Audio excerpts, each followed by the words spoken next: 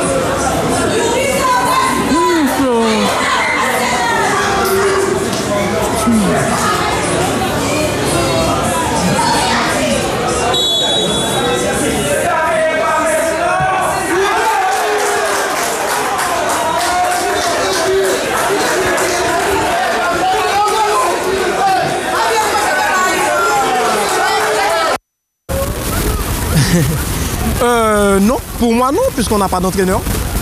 Donc c'est moi qui ai fait les entraînements cette semaine.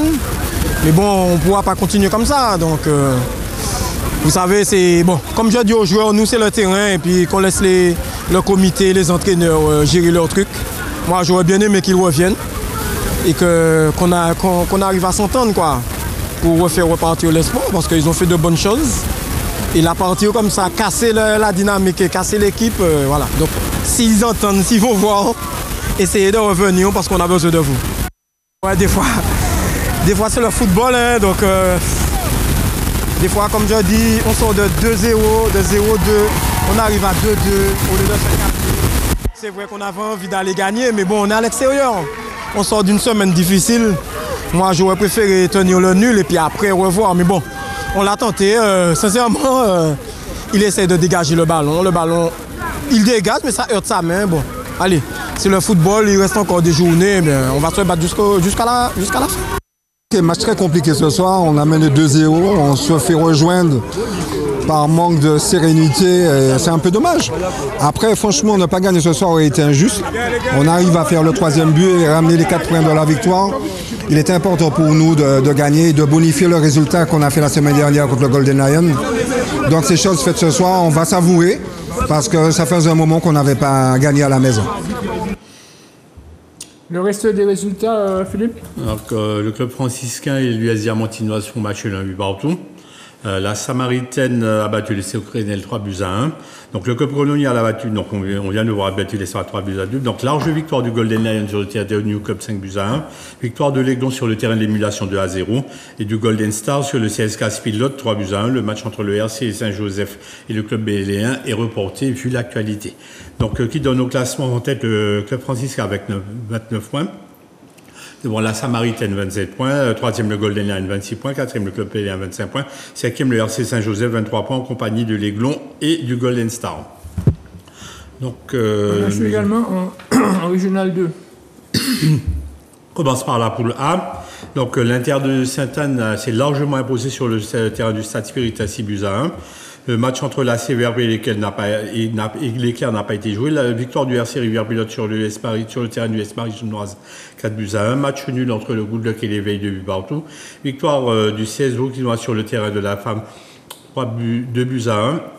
Et de l'Olympique sur le terrain de l'ASC Monti-Pito 4-3. Donc l'entente de Sainte-Anne continue à caracoler en tête avec 36 points devant le RC Rivière-Pilote 30 points. 3e, la Femme avec 23 points en compagnie de l'Éveil des Trois-Îlets du CS Vauquinois. 6e, l'Éclair avec 20 points. On ferme la marche. La CV a pris le Stade Spiritain 10e et 11e avec 11 points et l'ASC Monte-Pito dernier avec 15 points. Donc en ce qui concerne le groupe B, donc victoire de l'US Robert sur le terrain de l'Océanic Club, 1-0. Victoire de l'AS Mondésais sur le terrain du Real de Tartane 4-1.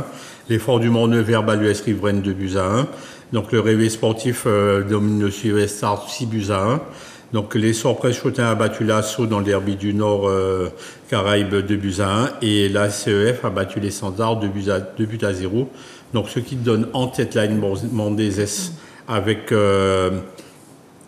36 points, devant l'Assaut de Saint-Pierre 28 points, 3e l'effort du Mont-Nevers 24 points, 4e l'US Robert 23 points, ferme la marche, donc le Silver Star 10e avec 16 points, 11e la SCEF avec 13 points et dernier l'étendard avec 12 points. Ophélie Valandorf, on sait que vous jouez aussi au football, est-ce que vous pouvez faire une analyse sur cette journée? Vous supportez quel club? Je suis Joséphine, anciennement je suis RC. Donc du coup, j'ai un petit coup de cœur pour les clubs de Saint-Joseph, notamment le RC et le Golden. Mais j'apprécie quand même le jeu, par exemple, du club franciscain, qui, bon, cette année est un peu plus compliqué que la saison d'avant. Mais voilà, c'est les 3 clubs que je suis un petit peu de plus près. Alors, vous avez parlé de Saint-Joseph. Il faut savoir que le RC Saint-Joseph a battu en Coupe de France l'équipe de la Roche-Touillon et s'est qualifié pour le prochain tour où ils vont rencontrer Bastia. On n'a rien à perdre. Hein. On n'a rien à perdre. On a déjà fait un très beau parcours. Il faut rêver grand, il faut y aller. Et puis, advienne que pourra. Mais dans tous les cas, je pense que les Joséphins sont fiers. Et je pense que les Martiniquais sont fiers aussi d'eux. Donc, on y croit, on n'a rien à perdre. Président, la victoire du RC Saint-Joseph en métropole? C'est une très bonne chose, surtout dans les conditions climatiques dans lesquelles ils ont joué. Ils ont bénéficié d'une très bonne préparation. Et puis, que je partage tout à fait l'avis de ma voisine de droite. On n'a rien à perdre. Et c'est montrer également la qualité de notre football. Donc tout simplement, et je pense que s'il y avait plus d'échanges au niveau national, on aurait vu cette qualité progresser de mieux en mieux. Et puis j'espère que là, je ne sais pas si le lieu de la rencontre a eu lieu, mais normalement, si on respecte les règles, Bastia devrait venir en Martinique. Oui, donc, et là, on n'a rien à perdre. Tout est possible sur un match. Exact. Voici avec le président, on va voir une vidéo des ultramarins martiniquais qui vivent en métropole et qui parlent de la vie chère. Martiniquais, Guadeloupéens, Guyanais, Réunionnais, tous ensemble. des gens qui sont Parce connus et qu'on reconnaît. Nous sommes avant tout des citoyens français. Parce que nous défendons depuis toujours la devise de notre pays. Liberté, égalité, fraternité. Parce que nous portons fièrement les couleurs de la France. Parce que l'injustice sociale qui ronge les départements et territoires d'outre-mer est indigne. Parce que l'eau, le lait, la farine, les œufs, les produits alimentaires et de première nécessité coûtent jusqu'à 40 à 100% plus cher que dans l'Hexagone. Parce que nous savons que le sport et la culture seront aussi impactés par la vie chère si rien ne change. Parce que nous ne voulons pas faire de nos enfants, cousins, cousines, neveux et nièces, une jeunesse sacrifiée. Parce que demain, nous voulons qu'il y ait encore et toujours des petits Météla, encore et toujours des petites Pérec, encore des petites Mélanie de Jésus de Santos, des Thuram, des petites Vitalis, des petites Tibus, des petits Lefort, des petits Angloma, des petits Richardson, des petites Mendy François Elie, des petites Gruda, des petits Trésors, des petits Renards, des petites Flesselles, des petits Riner, des petits Bougers, des petits Mormec, des petits Henri, des petits Turiaf, et plein de petits qui deviendront grands et qui feront demain la fierté de la France. Toutes ces raisons, nous dénonçons la vie chère dans les Outre-mer. Parce que nous sommes toutes et tous des sportifs solidaires et engagés. Nous sommes ensemble contre la vie chère. Président, avant le président Ophélie, un mot là-dessus ça fait plaisir, ça fait du bien de voir que les sportifs qui ont percé, qui sont maintenant des sportifs internationaux, n'oublient pas leurs racines et donnent de la visibilité à un problème de taille et qui dure depuis déjà trop longtemps. Franchement, je n'avais jamais vu la vidéo, c'est une belle surprise. Elle vient de sortir.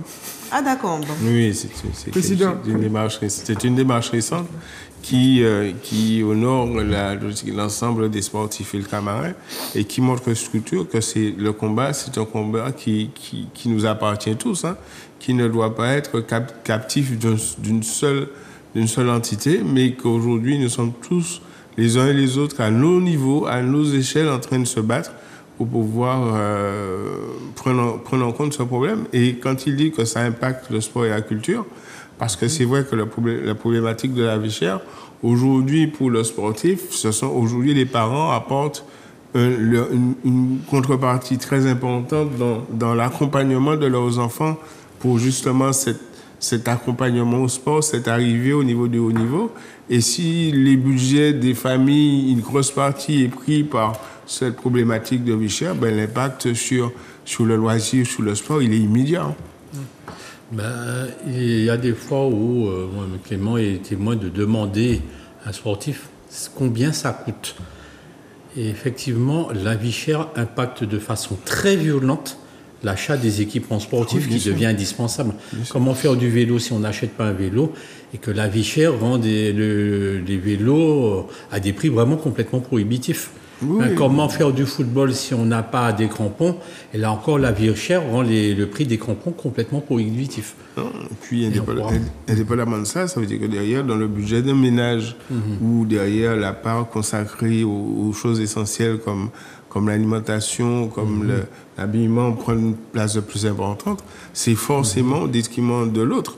Et aujourd'hui, on constate des fois, sur des accompagnements, sur des compétitions, des manifestations, des fois, des jeunes qui ne peuvent pas partir parce que les parents ont du mal à joindre les deux.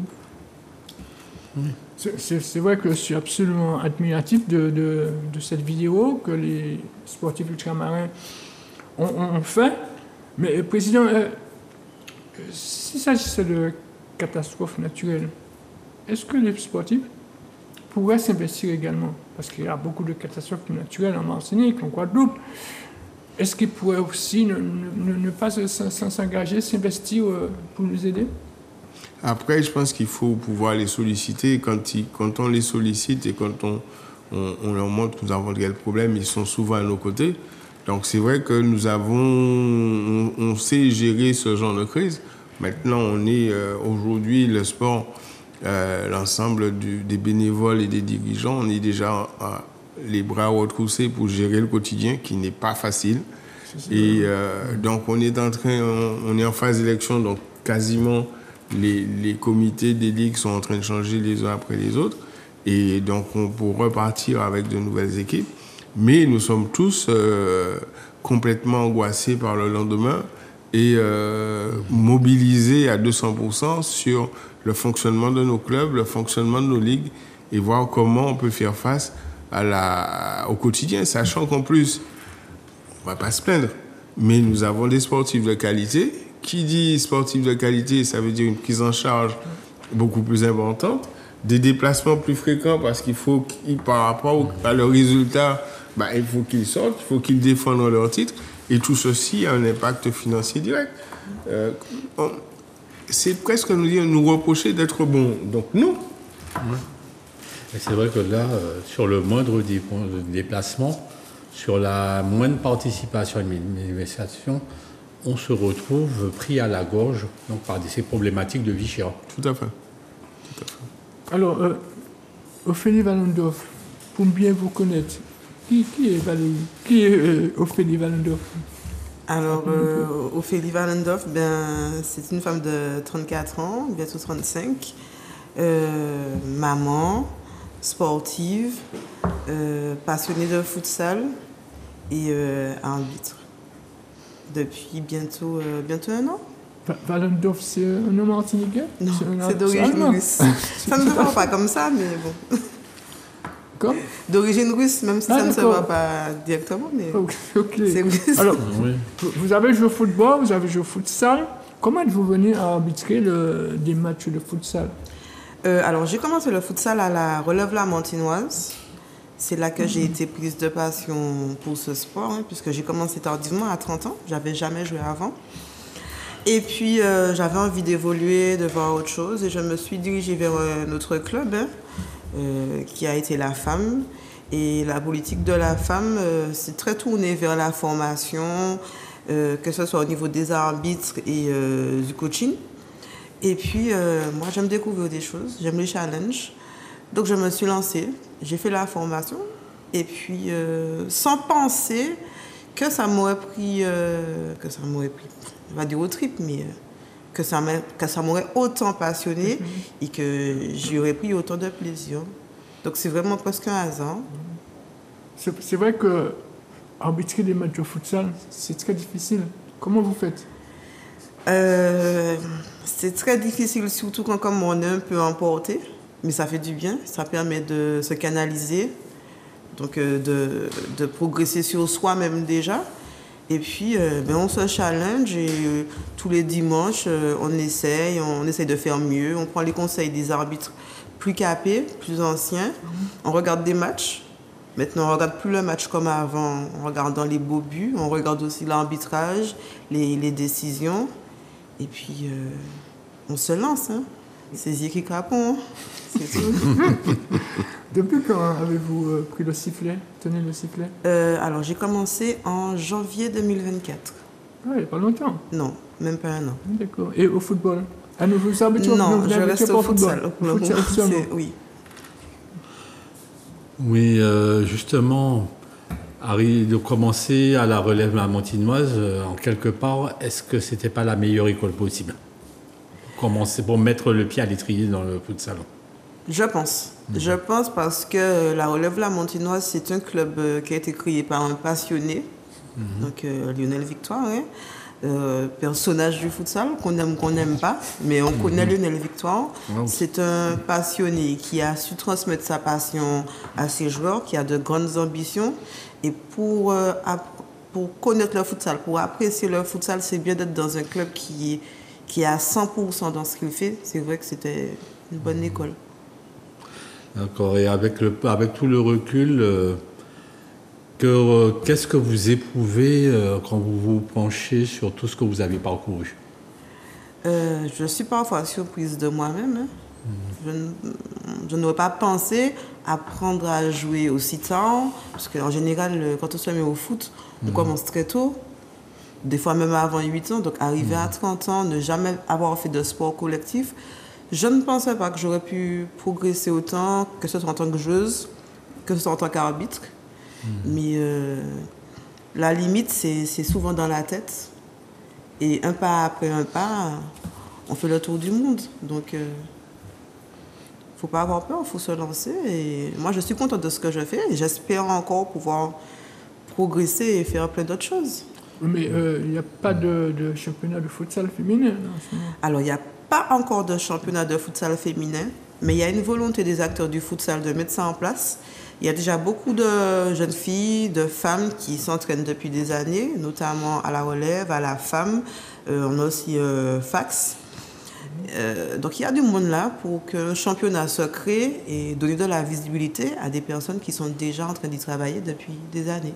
C'est vrai que la Ligue a promis de se pencher là-dessus, tant sur le football futsal masculin que féminin.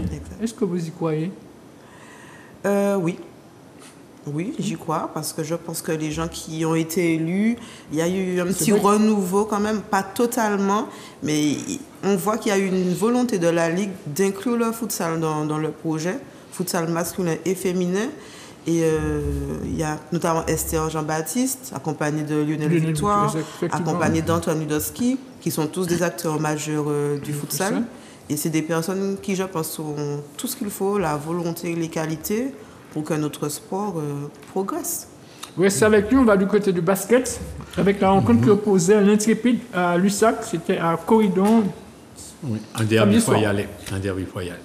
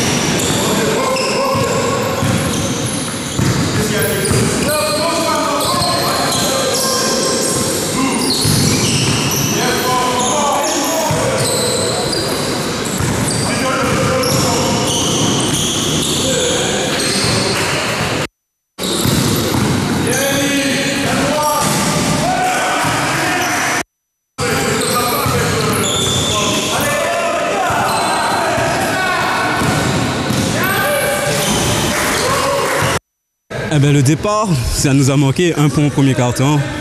Ça, c'était dur à remonter, mais bon. Et puis nos gars, je sais pas qu'est-ce qu'ils avaient ce soir, ils n'étaient pas en forme mais bon, ils n'ont pas entamé le match comme il fallait, quoi. Ce qui fait qu'on perd le match. Parce que tous les autres cartons, ils sont à peu près serrés et le premier carton nous a fait défaut, quoi. Voilà. Ouais, c'était facile, on était sérieux dès le départ, on a fait l'écart. Et puis après, une fois que c'est fait, on a déroulé tranquillement. Voilà, donc Philippe, le reste des résultats, rapidement. Donc on commence par les dames. Donc le Madingré a battu la Gauloise à Trinité 55-41. Donc les Black Stars ont battu le Golden Star dans le match des étoiles 49-27. Et donc les cartons du jour, c'est l'Éclair devant l'Arsenal 88-41 et l'Aigle Noir devant le Golden Lion 87-27. Donc ce qui donne au classement, donc les Black Stars en tête avec 10 points et 5 matchs. Deuxième, l'Aigle Noir 8 points pour 4 matchs et troisième également, donc l'Éclair avec 8 points pour 4 matchs. Donc la semaine prochaine sera pour de la mise à jour de calendrier. Donc jeudi 5, le Madingré recevra le Golden Lion. Donc samedi 12, Samedi 7, pardon, autant pour moi. Donc l'Éclair recevra la Gauloise et donc le mardi 10, donc le Black Star recevra l'Aigle Noir. Et enfin, bon, la 7e journée aura lieu donc 14 et 15 décembre, donc avec les rencontres qui ont causé le Madin Grey à l'Arsenal, le Golden Lion qui recevra la Gauloise, le Golden Star qui recevra l'Aigle Noir et les Black Stars qui recevront l'Éclair dans ce qui sera un petit peu le match au sommet et le derby du Sud. Alors chez les messieurs, donc on vient de voir donc la victoire de Lussac 86-49 donc contre l'Intrépide. Donc le Golden Star est allé s'imposer sur le terrain des Black Stars du Saint-Esprit 63-49. Victoire également du Rebond Pilotin donc sur le terrain de la Gauloise 57-50. La seule victoire à domicile était celle de l'Éclair devant l'Arsenal 84-58. Ce qui donne donc en tête le Golden Star avec 10 points pour 5 matchs. Devant le Rebond Pilotin 10 points également pour 5 matchs. Troisième Lussac 9 points pour 5 matchs et quatrième la Gauloise 8 points pour 5 matchs. Donc là encore, mise à jour la semaine prochaine avec les rencontres suivantes. Donc l'Intrépide recevra l'Éclair. Donc le Rebond Pilotin recevra Lussac de Floréal et l'Éclair recevra la Gauloise de Trinity. Donc ça se passera entre demain, mardi, jusqu'à donc vendredi 7 décembre. Donc et la 7e journée donc va se dérouler donc le week-end d'après. 14 et 15 décembre, donc le Golden Star recevra l'Intrépide, donc le Lussac recevra la Gauloise, là les Black Stars du Saint-Esprit recevront l'Éclair dans le derby du Sud, et le Rebond Pilotin recevra l'Arsenal. Je ne pourrais terminer donc cette présentation en rappelant que le Golden Star représentera donc la zone Antilles-Guyane, dans la zone Antilles, justement en Guyane, contre une vieille connaissance, l'ASC Tours. Donc ce sera samedi 7 décembre, samedi prochain, donc à Cayenne où l'ASC Tours recevra le Golden Star. Et selon ce que disent encore les joueurs du Golden Den, ils ont fait déjà plusieurs braquages et ils veulent faire encore un braquage en Guyane. Merci monsieur. Alors président, on ne va pas trop parler de cet incident aujourd'hui, mais peut-être très peu. Vous avez vécu une expérience inoubliable lors des Jeux Olympiques de Paris et Paralympiques. Qu'est-ce qui vous a marqué? Qu'est-ce qui m'a marqué le plus? Je crois que c'était l'ambiance. Il y a eu une ambiance extraordinaire pendant ces Jeux qui, de mon point de vue, ont été une réussite à la fois sur le côté organisationnel, sur toute la partie logistique au niveau de la ville de Paris où derrière les grands moyens ont été mis en place pour avoir un cadre sécure, d'avoir le maximum de personnes qui participent. Parce qu'il faut savoir que sur les éditions précédentes, les Jeux Olympiques se passent dans des stades. Dans des stades, dans des gymnases où tout le monde est enfermé, etc. Mais quand vous avez, par exemple, la partie cycliste sur toute la part, sur tous les boulevards de Paris, et que quand vous êtes sur une barrière Vauban, vous avez des gens à droite, des gens à gauche que vous venez de connaître qui discutent, on rigole et on partage un moment exceptionnel. Je crois que c'était c'était ça les Jeux. Et puis la cerise sur le gâteau, c'est que la France a gagné. La France a décroché le maximum de médailles, toutes olympiades confondues. La mise en avant des sportifs ultramarins.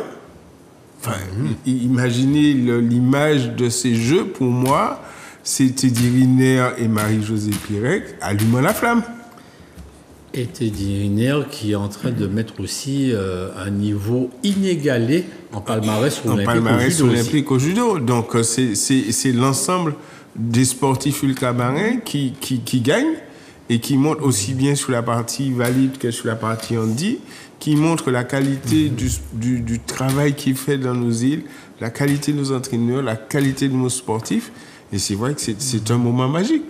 Les Jeux, c'est un moment magique. C'est le Graal de tout sportif. Les sportifs aujourd'hui, nos sportifs de haut niveau ne rêvent que d'une chose, c'est d'être présents au jeu et d'avoir une médaille olympique.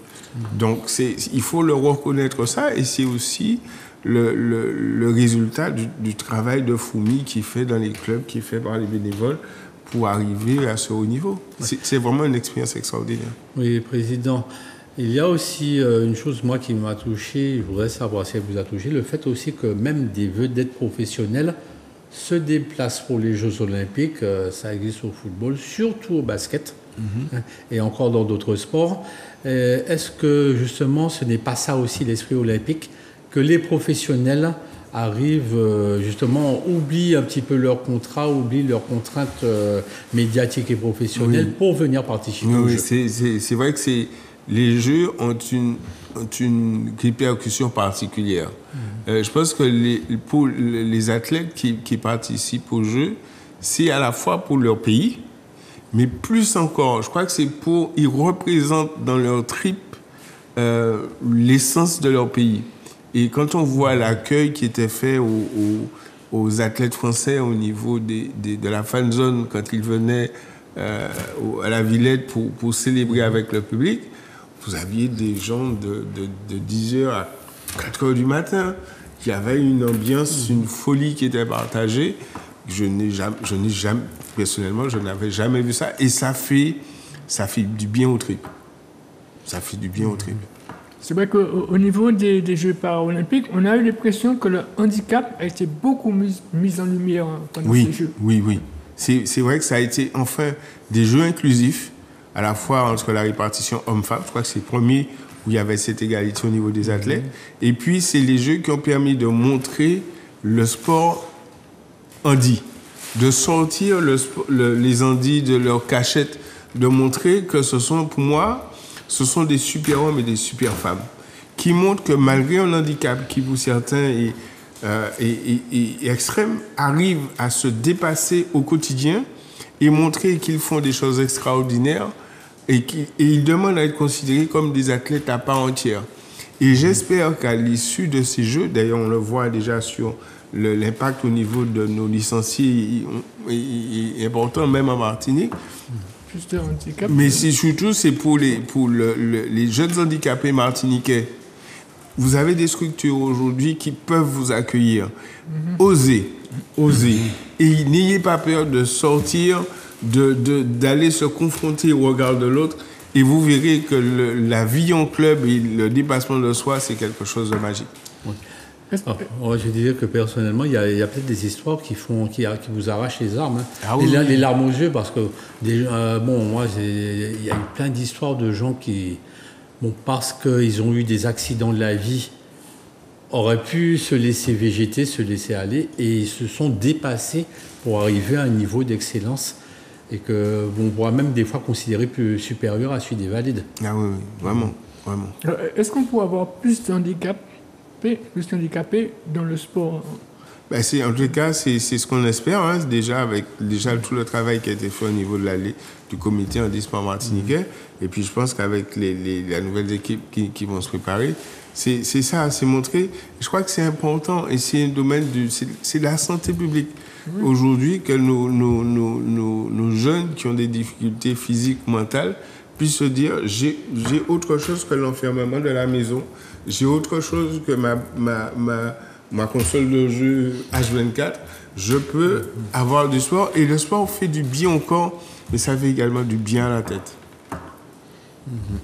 Alors, pour terminer avec les Jeux Olympiques, comment voyez-vous les Jeux Olympiques de 2028 aux États-Unis? Ça va être un sacré challenge. Je pense que la France a placé la barre très haut. Voilà, c'est ça. La France a placé la barre très haut. Donc, je sais l'orgueil des Américains pour pouvoir relever les choses.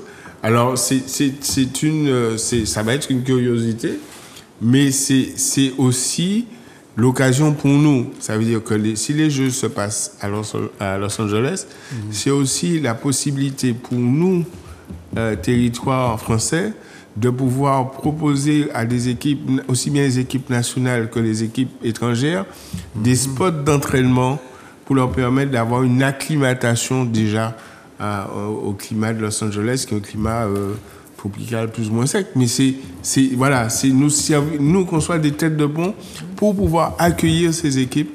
Nous avons des infrastructures, nous avons une qualité climatique qui permet justement, en particulier sur la partie physique, d'aller au-delà de ce qu'on peut faire sur un climat tempéré.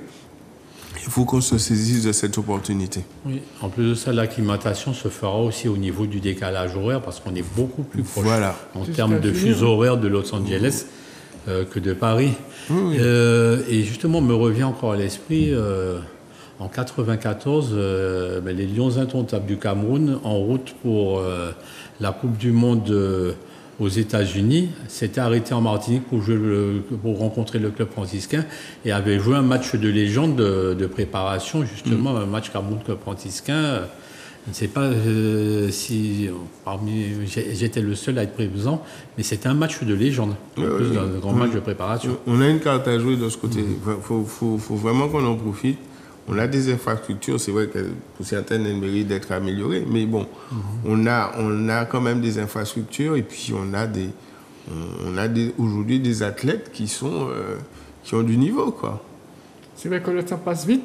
Vous restez avec nous, on va du côté du volley, puisqu'il y a aussi du volley ce week-end. On va voir la rencontre que posait la mairie sportive au Bifer Norca, c'est une équipe de Carbet. Ça se passe dimanche matin.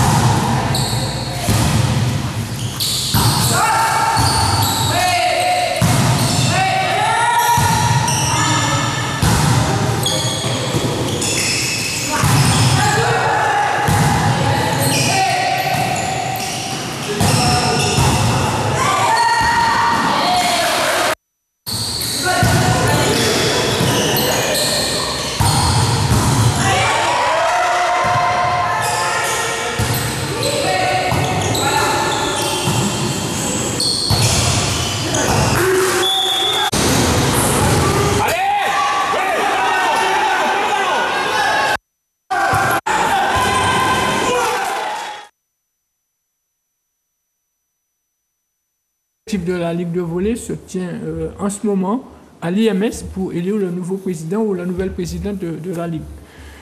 On va continuer avec on va terminer avec le futsal. On n'a pas encore donné les résultats du volley, par contre. Ah ben oui, donnez-nous rapidement. Rapidement, on a vu la mairie, le Bifor Nord a battre la mairie sportive 3-7-0. Donc la Team Impulse a battu l'entente MUC Team Impulse a battu la JS franciscaine 3-7-0. L'Espoir de Saint-Luc a battu l'Empire 3-7-0. Le Good Luck a battu l'entente FEP Monésier Éclair 3-7-0. Le Rayon a battu le Volleyball Club Pilote 3-7-1. Et le RC Arlésien a battu le Ball 3-7-0, ce qui donne en classement donc l'Espoir de Saint-Luc en tête avec 18 points, devant le Rayon de Petitance à 18 points avec un match en moins. Donc le RCA 3e avec 15 points et le Good Luck 4e avec 14 points. Donc chez les messieurs, le RCA Arlésien a remporté le derby arlésien 3-7-0 face au Rayon. Donc l'Espoir a battu le Team Impulse 3-7-0. Le Good Luck a battu le Before Norca, donc 3-7-0. Et le MUC a battu l'Empire 3-7-1. Ce qui donne en tête le RCA Alésien premier avec 17 points. Devant le Rayon Petitance deuxième avec 13 points. Troisième l'Espoir avec 13 points et un match en moins. C'est quatrième le Good Luck, 11 points et un match en moins. Voilà, donc on va au futsal, on va avoir les rencontres qui opposent le Cosmos au Lac 212 et le Mahon Futsal à la Relève de la Montinoise. C'est le dimanche après-midi à Corridon.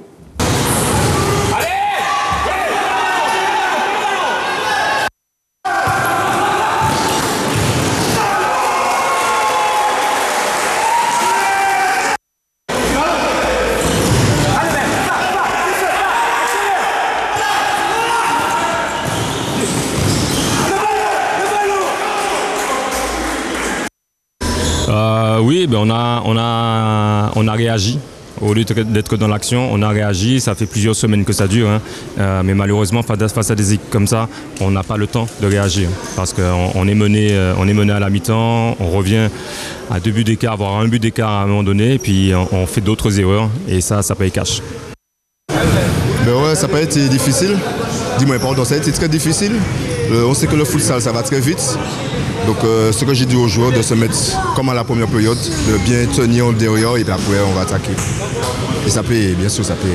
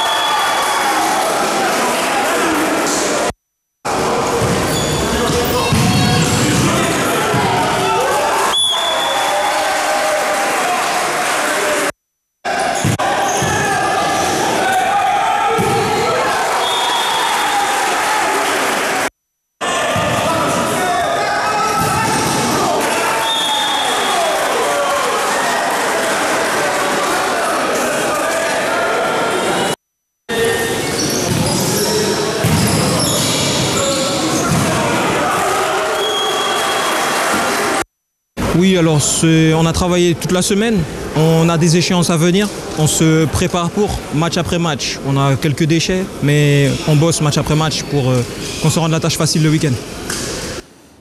Ben oui, comme tu dis, on est tombé sur une bonne équipe de la Relève Lamantinoise. On sait que l'Ogre Lamantinois ne laisse rien passer, on aurait dû le savoir. Maintenant, tu sais, je ne m'attendais pas à grand-chose. Ça fait 2 semaines qu'on ne s'entraîne pas correctement. Fallait pas s'attendre à des miracles. Maintenant, j'espère que ça sera un électrochoc pour les joueurs pour qu'ils se remettent en question et puis qu'ils puissent se remettre au travail et puis qu'on retrouve cette dynamique de victoire. En tout cas, félicitations à la Relève, les joueurs. Voilà, les autres résultats. Alors, donc, victoire de la femme devant Casablanca 9-4. Le Lac 212 a battu Cosmos 5-3. Donc, à la Relève, Montinoise a largement dominé Mahon Futsal 11-1. Le FC Foréal a battu le GIF 7-3. Les V2 Carma a battu le PFM donc 5-4. Et le club PAL1 a battu le SC Saléen 7-3. Donc, en tête, la Relève la Montinoise avec 32 points. Devant le FC Foréal, 29 points. Troisième, le Mahon Futsal, 25 points. Quatrième, la femme, 22 points. En compagnie du club PL1. Ferme la marche, le GIF avec 12 points et le FC Saléen avec 8 points. Vous avez arbitré l'une de ces rencontres, Ophélie. Comment avez-vous vécu cette rencontre? Cet arbitrage plutôt. Donc ça a été, le match que j'ai arbitré, c'était Mahon contre la Relève. Ça s'est assez bien passé. Il y a toujours beaucoup d'intensité au futsal, mais il n'y a pas eu de débordement, sachant qu'il y a des difficultés ces temps-ci avec les arbitres. qui sont très peu à avoir repris. Malgré tout, il n'y a rien à déplorer, en tout cas pas d'acte de violence envers les arbitres. Et c'est déjà pas mal que les joueurs, les clubs, les dirigeants comprennent qu'il y a une difficulté et se montrent quand même assez compréhensifs. Quel est ton regard sur le futsal martiniquais? C'est un sport d'avenir. Quand je dis avenir, parce que c'est un sport qu'on pratique largement dans les lycées. Il y a des championnats en UNSS. Donc ça veut dire qu'il y a un vivier qui est en train de se préparer et qu'il va falloir accueillir dans les clubs. Quand on voit les tribunes, il y avait du monde. C'est un sport spectaculaire, qui va vite. Donc je pense qu'il faut parier dessus. Il n'y a pas que le foot, il y a eu beaucoup le foot pendant longtemps. Mais il y a aussi le futsal qui peut accueillir les footeux, les joueurs de foot qui ont fini avec le foot à 11 et puis les petits nouveaux qui au final se retrouvent mieux sur un terrain plus court, avec plus d'intensité. Donc il faut diversifier de façon à ce que tous les publics en Martinique trouvent leur bonheur. Et le futsal a de l'avenir, que ce soit pour les hommes et pour les femmes. Justement, qu'est-ce qui manque au football, au futsal pour qu'il puisse se développer chez les femmes? Qu'est-ce que vous souhaitez Qu'est-ce qui manque? Le futsal en Martinique, c'est quelque chose d'assez récent. Ça a moins d'une dizaine d'années. On sait que pour qu'un sport s'installe convenablement, ça prend du temps. Donc, en général, les hommes sont plus aptes à venir au sport. Maintenant, ce qui a manqué, c'est peut-être de la visibilité. On ne voyait pas encore qu'il y avait des filles qui jouaient au futsal. C'est chose faite, grâce notamment à des tournois. Il y a eu Creole Diaspora qui fait un tournoi. Il y a eu la Futsal Cup qui a intégré des féminines. Maintenant, ce qui manque, c'est de la volonté, un petit peu d'investissement de la part des ligues, de la part des dirigeants des clubs aussi. Parce qu'il y en a beaucoup qui disent non, c'est contraignant. Mais un sport ne peut pas perdurer s'il n'y a pas de quoi accueillir tout le monde. Il faut un juste équilibre. Et les hommes et les femmes contribuent à l'équilibre du sport. Président, on va parler du CETOSMA maintenant. Quels sont les objectifs pour les 4 prochaines années à venir, les principales? Pour le moment, c'est un peu tôt pour en parler, puisque l'élection au niveau du CETOSMA n'a pas encore lieu. Il se fera l'année prochaine. Aujourd'hui, le comité olympique est concentré sur deux dossiers primordiaux qui sont l'avenir de la maison des sports. J'allais en parler, mais allez-y. Et puis 2, l'avenir du sport martiniquais avec les difficultés que nous reconnaissons de la collectivité qui touche l'ensemble des secteurs, dont le secteur sportif. Est-ce que vous avez trouvé déjà une implantation pour la maison des sports? Non. Aujourd'hui, au niveau de la maison des sports, là, il faut savoir que le site est fermé. Il n'y a que le bâtiment sportif qui est toujours en activité. L'ouragan Beryl nous a joué un bien vilain mauvais tour. Et aujourd'hui, l'estimatif des travaux qui pourraient être pris en charge par l'assurance se montre à 1,4 million. Donc, sur la réparation, donc là, on est en train j'attends la réponse de l'assurance pour savoir jusqu'à quel niveau de prise en charge on aura. Donc, on est aujourd'hui, avec l'appui de la collectivité et de la CTM, sur la relocalisation de la vingtaine de ligues qui étaient hébergées au niveau de la Maison des Sports. Donc, sur 2 sites. Tout d'abord, le lycée de Bellevue. Et donc là, les choses ont bien avancé. Donc, avec le proviseur, en étant sur la dernière phase en termes de signature d'une préparation et signature d'une convention. Mais c'est peu d'espace, malheureusement, au niveau du lycée Bellevue. Et puis, on a le collège Édouard Glissant au Lamentin, où là, on pourra accueillir beaucoup plus de ligues.